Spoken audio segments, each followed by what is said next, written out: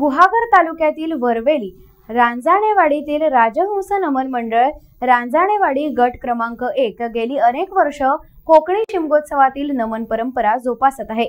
या मंडळींनी नमन खेळातून मिळणाऱ्या उत्पन्नातून श्री दत्त मंदिर, राजहंस सभागृह, नळपाणी योजना असे विविध सामाजिक उपक्रम राबवले आहेत।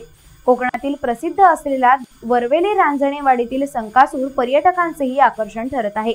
याबरोबरच येथील संकासूर नृत्य चाकरमान्यांना भुरळ पाडतोय।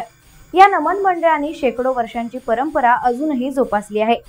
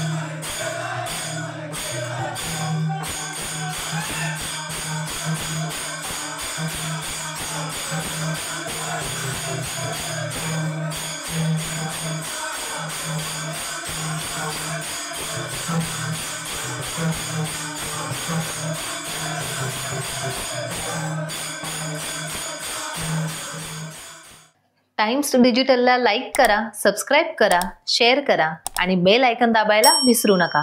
पाहत रहा टाइम्स डिजिटल।